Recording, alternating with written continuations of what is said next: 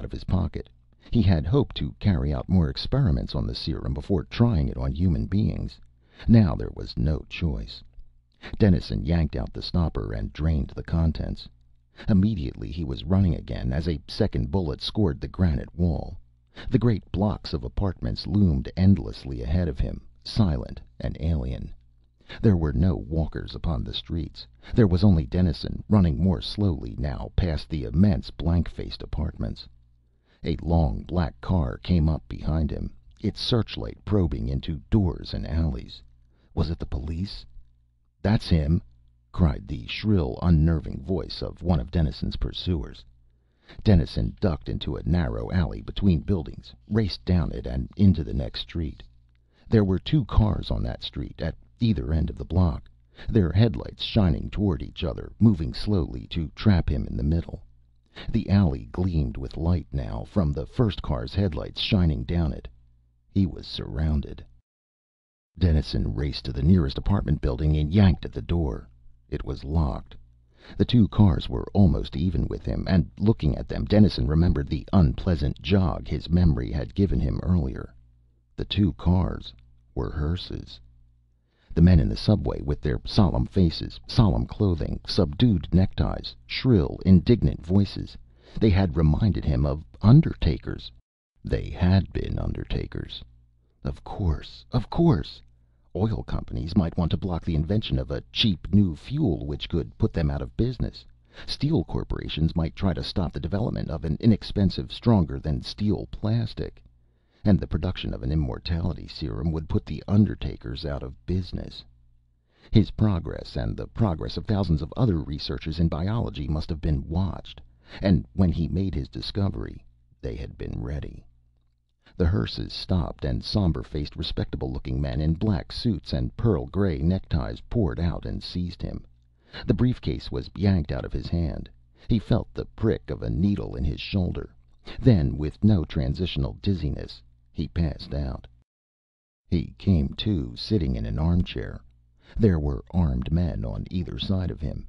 In front of him stood a small, plump, undistinguished-looking man in sedate clothing. "My name is Mr. Bennett," the plump man said. "I wish to beg your forgiveness, Mr. Dennison, for the violence to which you were subjected. We found out about your invention only at the last moment, and therefore had to improvise. The bullets were meant only to frighten and delay you. Murder was not our intention." "You merely wanted to steal my discovery," Dennison said. "Not at all," Mr. Bennett told him. "The secret of immortality has been in our possession for quite some time." "I see. Then you want to keep immortality from the public in order to safeguard your damned undertaking business." "Isn't that rather a naive view?" Mr. Bennett asked, smiling. "As it happens, my associates and I are not undertakers. We took on the disguise in order to present an understandable motive if our plan to capture you had misfired. In that event, others would have believed exactly, and only, what you thought, that our purpose was to safeguard our business." Dennison frowned and watchfully waited. "Disguises come easily to us," Mr. Bennett said, still smiling. "Perhaps you have heard rumors about a new carburetor suppressed by the gasoline companies, or a new food source concealed by the great food suppliers, or a new synthetic hastily destroyed by the cotton-owning interests. That was us, and the inventions ended up here." "You're trying to impress me," Dennison said. "Certainly." "Why did you stop me from patenting my immortality serum?" "The world is not ready for it yet," said Mr. Bennett. "It isn't ready for a lot of things," Dennison said. "Why didn't you block the atom bomb?" "We tried, disguised as mercenary coal and oil interests, but we failed. However, we have succeeded with a surprising number of things." "But what's the purpose behind it all?" "Earth's welfare," Mr. Bennett said promptly. "Consider what would happen if the people were given your veritable immortality serum.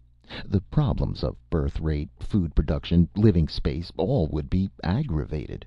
Tensions would mount. War would be imminent." "So what?" Dennison challenged. "That's how things are right now, without immortality. Besides, there have been cries of doom about every new invention or discovery. Gunpowder, the printing press, nitroglycerin, the atom bomb. They were all supposed to destroy the race. But mankind has learned how to handle them. It had to. You can't turn back the clock, and you can't undiscover something. If it's there, mankind must deal with it. Yes, in a bumbling, bloody, inefficient fashion, said Mr. Bennett with an expression of distaste. Well, that's how man is. Not if he's properly led, Mr. Bennett said. No? Certainly not, said Mr. Bennett. You see, the immortality serum provides a solution to the problem of political power. Rule by a permanent and enlightened elite is by far the best form of government, infinitely better than the blundering inefficiencies of democratic rule. But throughout history, this elite, whether monarchy, oligarchy, dictatorship, or junta, has been unable to perpetuate itself. Leaders die, the followers squabble for power, and chaos is close behind. With immortality, this last flaw would be corrected. There would be no discontinuity of leadership, for the leaders would always be there. A permanent dictatorship, Dennison said. Yes. A permanent, benevolent rule by small, carefully chosen elite corps, based upon the sole and exclusive possession of immortality. It's historically inevitable. The only question is, who is going to get control first? And you think you are? Dennison demanded. Of course.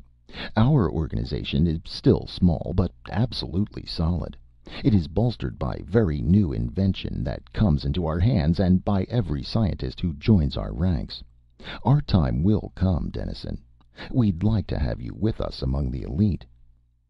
You want me to join you? Dennison asked, bewildered. We do. Our organization needs creative scientific minds to help us in our work, to help us save mankind from itself. Count me out, Dennison said, his heart beating fast. You won't join us? I'd like to see you all hanged. Mr. Bennett nodded thoughtfully and pursed his small lips. You have taken your own serum, have you not? Dennison nodded. I suppose that means you'll kill me now. We don't kill, Mr. Bennett said. We merely wait. I think you are a reasonable man, and I think you'll come to see things our way. We'll be around for a long time. So will you. Take him away. Dennison was led to an elevator that dropped deep into the earth. He was marched down a long passageway lined with armed men. They went through 4 massive doors. At the 5th, Dennison was pushed inside alone, and the door was locked behind him. He was in a large, well-furnished apartment. There were perhaps 20 people in the room, and they came forward to meet him. One of them, a stocky, bearded man, was an old college acquaintance of Dennison's. Jim Ferris? That's right, Ferris said. Welcome to the Immortality Club, Dennison. I read you were killed in an air crash last year. I merely disappeared, Ferris said with a rueful smile, after inventing the immortality serum, just like the others. All of them? 15 of the men here invented the serum independently. The rest are successful inventors in other fields. Our oldest member is Dr. Lee, a serum discoverer who disappeared from San Francisco in 1911.